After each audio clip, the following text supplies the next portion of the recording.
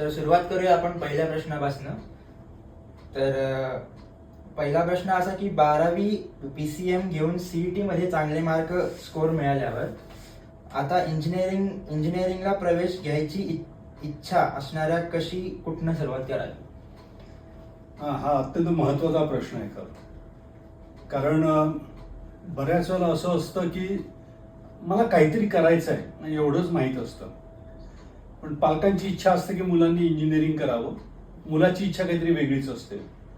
तर मी असं म्हणतो की सगळ्यात पहिली पायरी अशी आहे की प्रत्येक विद्यार्थ्यांनी आधी स्वतःशी बोलावं की मला खरंच इंजिनिअरिंग करायचं आहे का, आणि या प्रश्नाचं उत्तर हो असं मिळालं तर मग पुढे जायला हरकत नाही. मग त्याला प्रश्न निर्माण होत असतो की मी कोणती ब्रँच घ्यायची, मी कोणतं कॉलेज घ्यायचं, मी कोणत्या गावाला जायचं. मग हे करत असताना 3 महत्त्वाचे मुद्दे येत असतात. पहिला मुद्दा असा असतो की पालक आणि विद्यार्थी या दोघांनी सुद्धा प्रश्न स्वतःला असा विचारायचा की मी ब्रांच स्पेसिफिक आहे का. म्हणजे काय ब्रांच स्पेसिफिक म्हणजे काय, तर त्याचा अर्थ असा आहे की कुणाला असं वाटत असतं की मी फक्त CS करावं, कुणाला असं वाटतं मी फक्त मेकॅनिकल करावं, कुणाला असं वाटतं मी फक्त इलेक्ट्रिकल करावं. बरोबर.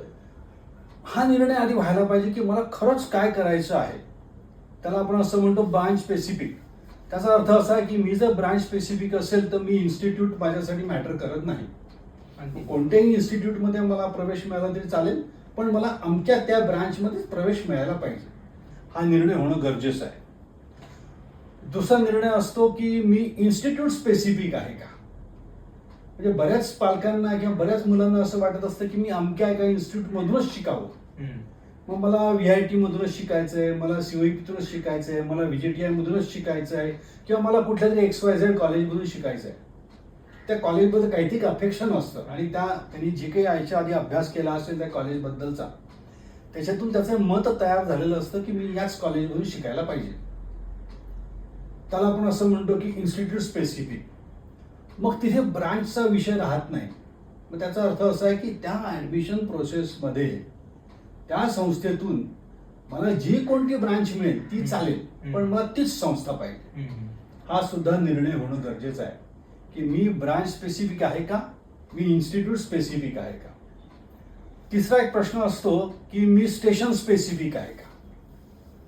म्हणजे काय, तर मला एखाद्याला असं वाटत असतं की मला पुण्यातूनच शिकायचं आहे. मी आहे गडचिरोलीचा, पण मला शिकायचं आहे पुण्यातूनच. की एखादा नाशिकचा मुलगा असतो, तो म्हणतो मला मुंबईतूनच शिकायचं आहे. म्हणजे तो स्टेशन स्पेसिफिक आहे. या गावातल्या कोणत्याही इन्स्टिट्यूटमध्ये, अर्थात जी कोणती त्याच्या दृष्टीने चांगली असेल ती, कोणत्याही ब्रांचमध्ये अर्थात त्याला आवडणाऱ्या त्या ब्रांचमध्ये त्या इन्स्टिट्यूटमध्ये प्रवेश मिळाला तरी चालेल, परंतु मला पुण्यातूनच शिकायचं आहे, मला मुंबईतूनच शिकायचं आहे, एखाद्यामुळे मला नागपूरमधूनच शिकायचं आहे. या 3 प्रश्नांची उत्तरं तुम्ही आधी स्वतःशी मिळवायला पाहिजे की मी ब्रांच स्पेसिफिक आहे का, मी इन्स्टिट्यूट स्पेसिफिक आहे का, आणि मी स्टेशन स्पेसिफिक आहे का.